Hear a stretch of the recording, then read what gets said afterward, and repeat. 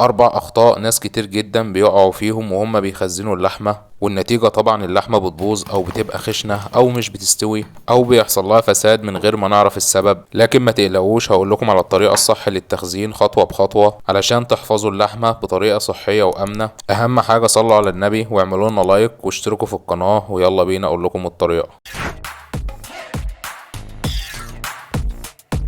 ازيكم يا جماعة، عاملين ايه؟ كل سنة وانتم طيبين، وعيد الاضحى خلاص على الابواب. الفترة دي دايما بيحصل فيها لخبطة كبيرة في التعامل مع اللحوم، سواء طبعا في الذبح او في التخزين، وناس كتير جدا بتشتكي ان اللحمة باظت او طلع ليها ريحة او ما بتستويش بسرعة. فقبل ما اقول لكم طريقة التخزين الصح، خلينا نعرف ايه الاخطاء اللي بنقع فيها. الخطأ الاول معانا وهو اننا لازم نصوم الحيوان قبل الذبح، وطبعا بنصوم الحيوان من 12 ل 24 ساعة قبل الذبح، وده لان التصويم بيساعد جسم الحيوان انه يفرغ اغلب الدم اللي فيه، وكمان بيقضي على اي بكتيريا ضارة موجودة في معدة الحيوان. وطبعا الخطأ ده بنعمله لو احنا اللي هنضحي، ده غير انه بيسهل على الجزار عملية السلخ. اما بقى لو احنا اللي هنشتري اللحمة او هنخزنها على طول، ولان اللحمة عبارة عن نسيج عضلي فبتتأثر بالحرارة، وبتكون اللحمة سخنة بدرجة حرارة الحيوان، فلو دخلناها الفريزر على طول بيحصل للحمة تشنج وبتفسد مننا، واللحمة هنا هتكون خشنة ومش هتستوي بسرعة. فالصح ان احنا نسيب اللحمة تتشمع في التلاجة من تحت من ساعتين ل6 ساعات، طبعا حسب الكمية.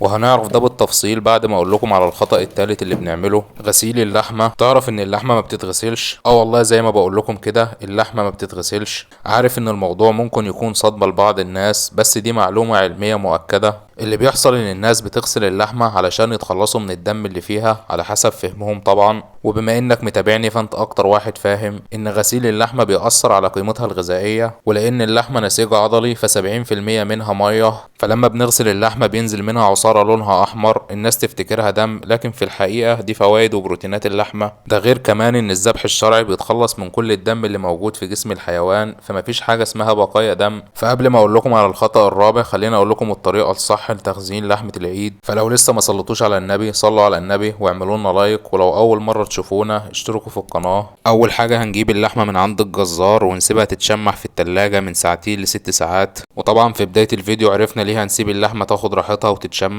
وهنبدأ نقطع الكمية على حسب الاستخدام، يعني مثلا لو أسرة هنقسمها على حسب الوجبات، اما بقى لو شخص واحد فهنعمل اكياس صغيرة كل كيس يكفي الوجبة واحدة. وطبعا اللحمة ما بتتغسلش زي ما قلنا، هتجيب منديل او فوطة مطبخ وتبتدي انك تنضف اللحمة واحدة ورا التانية زي الفيديو كده بالظبط. صلوا على النبي، دي اهم حاجة في الفيديو. كيسك محكم الغلق لو انتوا اسرة كبيرة هتعبوا الكمية كلها مرة واحدة، اما بقى لو شخص واحد قاعد لوحده فهنعبيها في اكياس صغيرة ونعبيها في الكيس الكبير، وطبعا هنسجل عليها اليوم اللي اتخزنت فيه. وده يخلينا ندخل على الخطأ الرابع، لو جمدنا اللحمة وفكت هل ينفع نجمدها تاني لأي سبب من الأسباب؟ يعني لو الكهرباء قطعت والفريزر فصل ولقيت اللحمة فكت، هل ينفع أجمدها تاني؟ طبعا ما ينفعش، وده لأن أول ما اللحمة بتفك بتوصل درجة حرارتها لمستوى يسمح لنشاط البكتيريا، ولما بنيجي نخزنها تاني بتفضل البكتيريا موجودة، وده يعتبر سوء تخزين. طيب ازاي نطبخ اللحوم المجمدة؟